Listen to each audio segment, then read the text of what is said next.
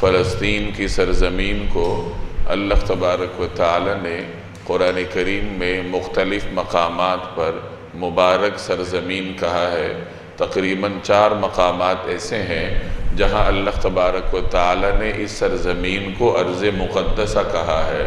سورہ بنی اسرائیل کی پہلی آیت میں اللہ جل جلالہ نے اس سرزمین کو بابرکت جگہ کہا ہے۔ اس سرزمین کے بہت سارے امتیازات ہیں۔ اللہ تبارک و تعالی نے یہاں ہزاروں کی تعداد میں حضرات انبیاء علیہم السلام کو مبعوث فرمایا ہے۔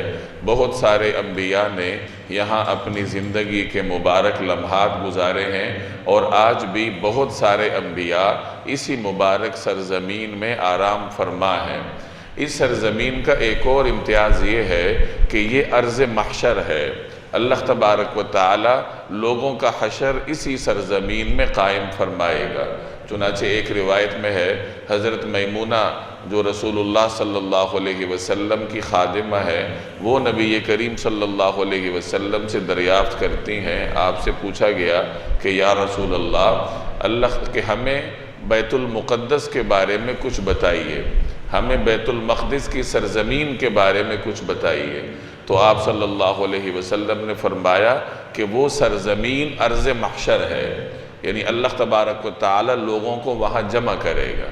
اور مزید آپ علیہ السلام نے ارشاد فرمایا کہ وہاں ایک نماز پڑھنا اس کے علاوہ دیگر مقامات میں 1000 نماز پڑھنے کے مترادف ہے، یعنی مسجد اقصیٰ میں ایک نماز پڑھنے سے انسان کو 1000 نمازوں کا ثواب ملتا ہے۔ تو اس روایت میں نبی کریم صلی اللہ علیہ وسلم نے ارض فلسطین کو ارض المحشر والمنشر قرار دیا ہے کہ یہ ارض محشر ہے، اللہ تبارک و تعالی یہاں لوگوں کو جمع کرے گا۔ علماء اس کی تشریح میں فرماتے ہیں کہ اللہ تعالیٰ نے لوگوں کو 2 مرتبہ جمع کرنا ہے، یا یوں کہہ لیجئے کہ 2 مرتبہ حشر بپا ہوگا، 2 مرتبہ حشر قائم ہوگا۔ ایک مرتبہ دنیا میں یعنی قیامت سے پہلے، اور ایک مرتبہ آخرت میں یعنی قیامت کے بعد۔ جو پہلا محشر ہے، قیامت سے پہلے جو اللہ نے لوگوں کو جمع کرنا ہے، تو وہ اسی ارض شام میں، ارض مقدسہ میں، اسی ارض فلسطین میں اللہ تبارک و تعالی نے لوگوں کو جمع کرنا ہے۔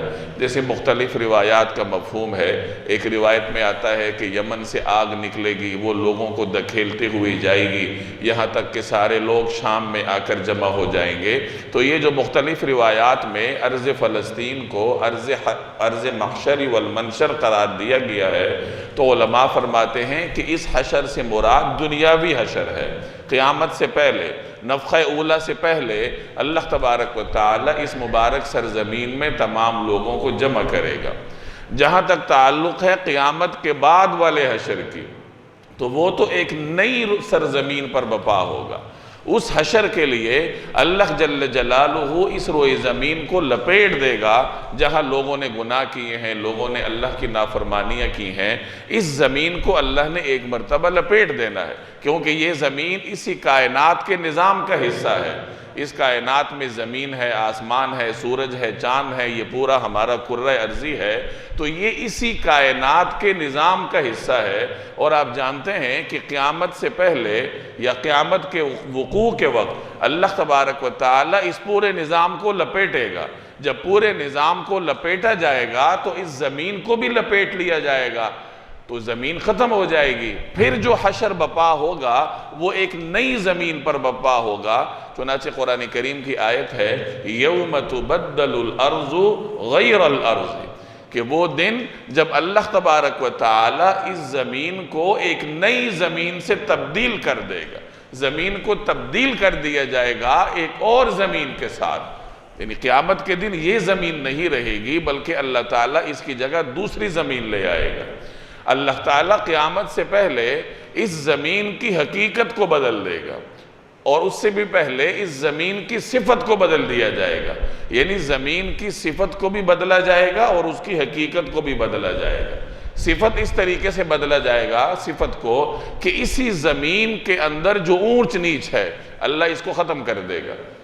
جیسے حدیث میں اس کو یوں بیان کیا گیا ہے جیسے کھال کو کھینچا جاتا ہے اور اس کی سلوٹیں ختم ہو جاتی ہیں، وہ بالکل سیدھی ہو جاتی ہے، اسی طرح اللہ تعالیٰ اس زمین کے نشیب و فراز کو ختم کر دے گا، پہاڑ ختم ہو جائیں گے، اونچ نیچ ختم ہو جائے گی اور یہ ساری زمین بالکل سیدھی ہو جائے گی۔ یہ ہے زمین کی صفت کو تبدیل کرنا، اور بعد میں اللہ اس کی حقیقت بدل دے گا کہ اس زمین کو لپیٹ دیا جائے گا اور ایک نئی زمین اللہ تبارک و تعالی پیدا کرے گا، اور وہ زمین چاندی کی طرح سفید اور چمکدار ہوگی۔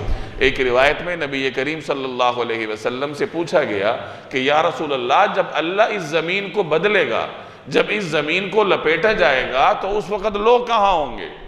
تو آپ علیہ السلام نے فرمایا کہ اس وقت لوگ پل صراط پر ہوں گے، یعنی جب ساری کی ساری انسانیت، اولین اور آخرین، ساری امتیں پل صراط پر ہوں گی، اس وقت اللہ تبارک و تعالی حشر قائم کرنے کے لیے زمین کو بدل دے گا، یعنی زمین کی حقیقت ہی بدل دی جائے گی اور ایک اور چمکدار چاندی جیسی زمین اللہ بچھائے گا اور اس پر پھر اللہ تبارک و تعالی حشر قائم کرے گا۔ تو یہ تو میں نے اس روایت کی تفصیل میں عرض کیا کہ ارض فلسطین کو جو ارض محشر کہا جاتا ہے تو اس کا مطلب یہ ہے کہ وہ حشر اسی دنیا والا حشر ہے، جیسے میں نے شروع میں تفصیل عرض کی۔ رہی بات قیامت کے بعد والے حشر کی، جہاں حساب کتاب ہونا ہے، تو وہ تو اس روئے زمین پر ہونا ہی نہیں ہے، اس کے لیے تو اللہ تبارک و تعالی ایک نئی زمین بچھائے گا۔ تو بہرحال ارض فلسطین کو روایات میں ارض محشر کہا گیا، اور یہ اس کی بہت ساری منفرد خصوصیات میں سے ایک صفت ہے کہ اللہ نے اس زمین کو جہاں دیگر برکات عطا کی ہیں، جہاں اللہ تبارک و تعالی نے مختلف طریقوں سے اس سرزمین کو نوازا ہے، وہاں اس کا ایک امتیاز یہ بھی ہے کہ قیامت سے پہلے اللہ نے جب انسانیت کو جمع کرنا ہے، حشر دنیاوی قائم ہوگا تو وہ اسی سرزمین کے اوپر قائم ہوگا۔